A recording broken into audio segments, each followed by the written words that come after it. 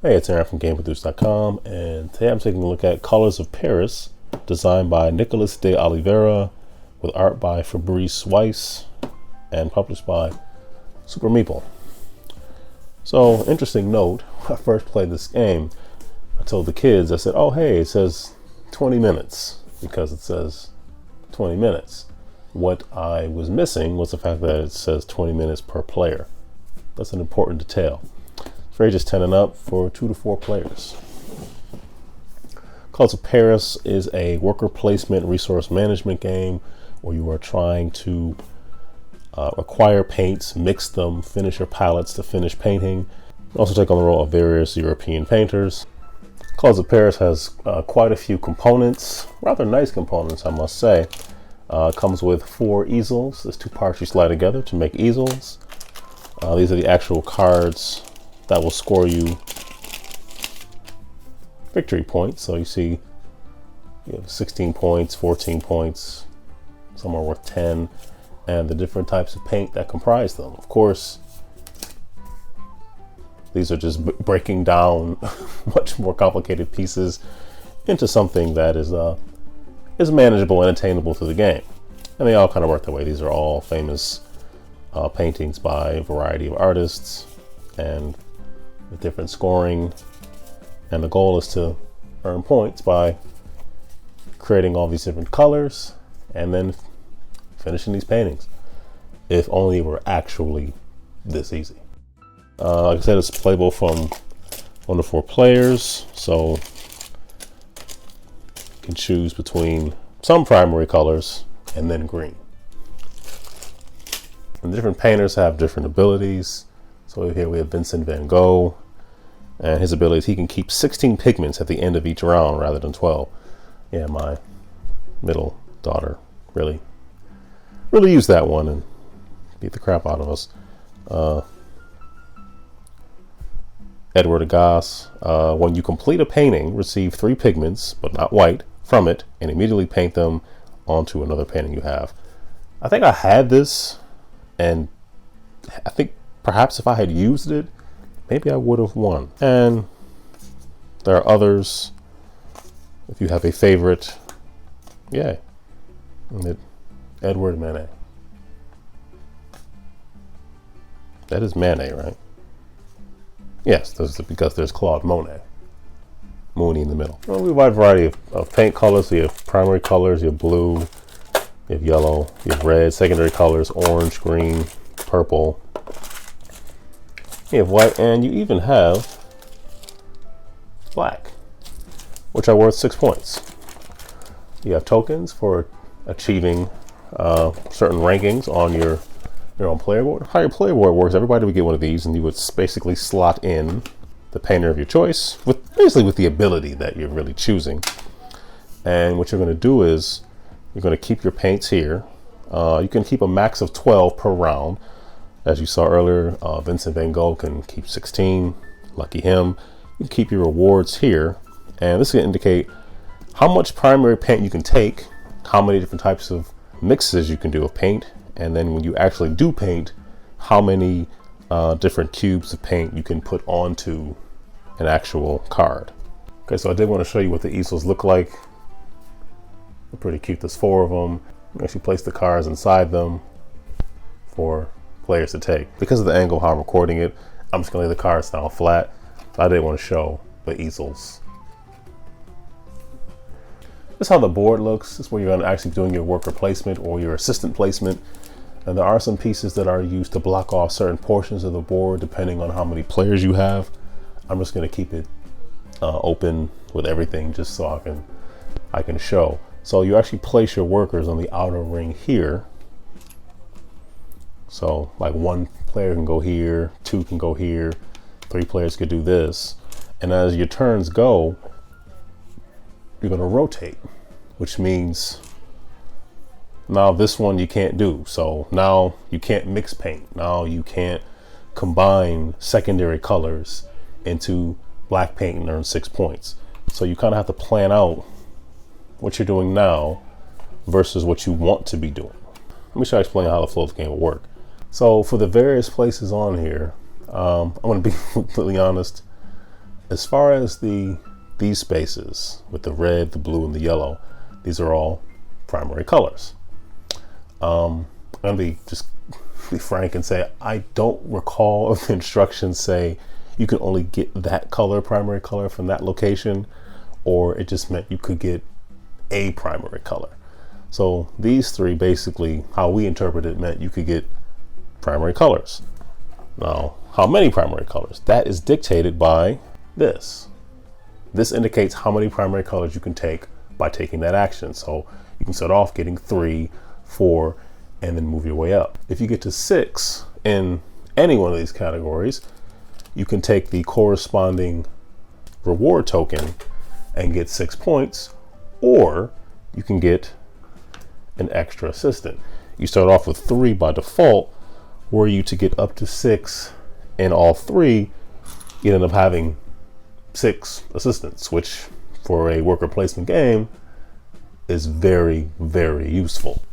The spaces that match the logo on the board indicate that you can increase that ability. These spaces, we kind of treat it similarly to the primary color spaces, meaning that you can mix 2 primary colors to make a secondary color. This space here means you get to take a card, which is integral to getting a good number of points and to win the game. Putting your assistant this space here means that you can move up your ability here and increase the number of cubes of secondary paint that you can make.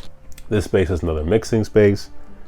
This space is very key. This is the painting space. This space lets you actually take the cubes and place them on the cards that you acquired from this action. When the cards are out, they're communal for anybody to take.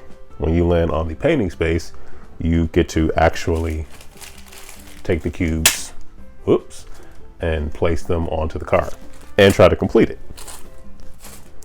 This is another primary color space. How the card kind of works is these are essentially how much paint you can take, how many paints you can mix, and the brush indicates how many cubes you can place onto a card in front of you.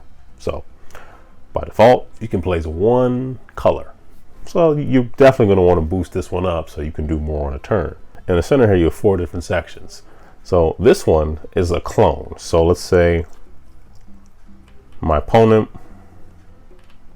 got to the painting space before I could go there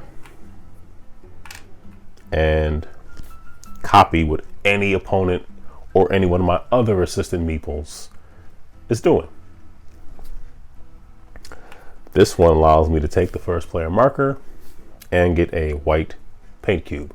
White paint cubes are wild. However, if you complete a card with a white paint cube, it actually deducts points. I believe it deducts 2 points for each white paint cube that you use. Sort of the ease in which you created it has a trade-off of giving you fewer points for its creation.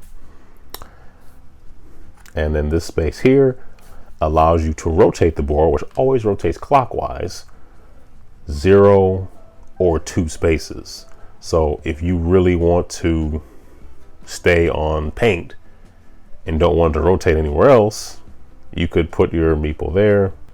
At the end of a round, you actually would rotate and you would decide which one of your assistants you are going to leave. So if you really want to gather another card, you're probably going to want to leave this meeple here, so you can do so. If you really want to mix paint, you're going to want to leave this one. Depends on what it is you really want to do. Oh, and I almost forgot.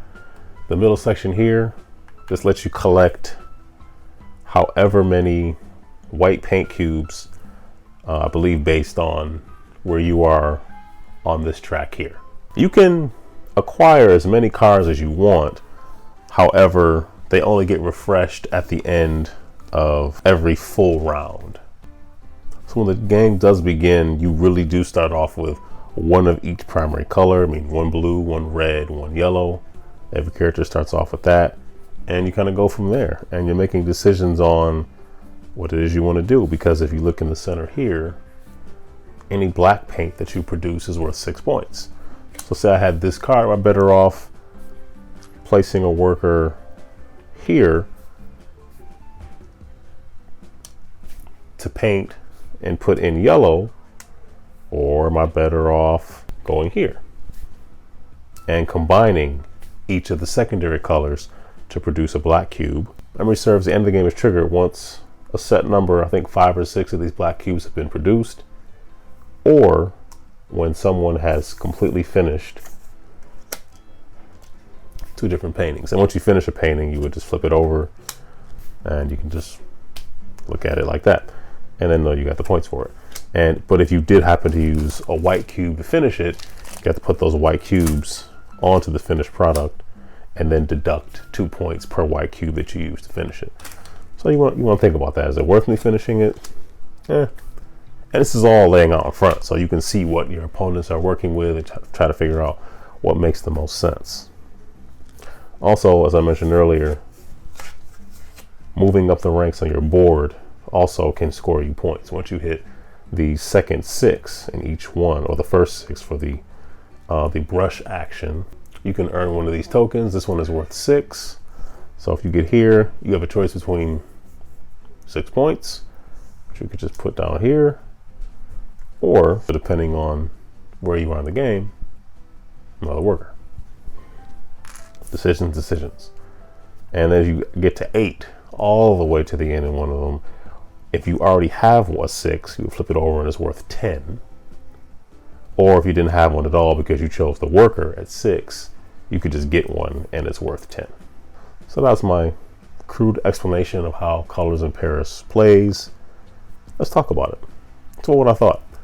Well, firstly, I really like the components. I like this board. It seemed really busy and kind of confusing at first. I guess like any game, because you don't really know what you're doing. Iconography is kind of new. But I brought it to the table. The kids picked up on it really quickly. And although I did say earlier that my confusion was I thought the game was 20 minutes for the whole game. I thought, well, how do you do all this in 20 minutes? 20 minutes per player. So if you're playing with 3 people, about an hour. And you might think, how can it take that long to complete 2 cards? Well, along the way, you might be producing black cubes for 6 points. You're also going to be trying to work your way up on these scoring tracks. And it can take that long. Like some of these cards, like this card here, it's all secondary colors. So you have to get enough of the primary colors, mix enough of the secondary, and then have enough chances to get here to actually paint them. You got to make sure that your paint ability is up to snuff. So you get to the point where you can paint 8 things or even 10, which is crazy, that you can really fill in something if you have the paint to do it. So like I said, I like the components of the game. I like the flow of how it goes. I like the board of just fighting over just different spots, and it's different. Like right now, paint has 3 spots, so that creates an opening for everybody maybe to paint that round, should that be what they want to do, but not necessarily. This gameplay is pretty sound. I would like to see something with maybe a more diverse set of artists. These are all pretty much white men. Maybe something that has some women of color, people of color. That would be nice, maybe going forward. But it is called Colors of Paris, so it was not a shock to see the artists that were within the game. That is Colors of Paris. Fun game. Enjoyed it. Kids enjoyed it. I need to seek my vengeance. It's gonna do it for me. Thank you for watching. Take care. Be blessed.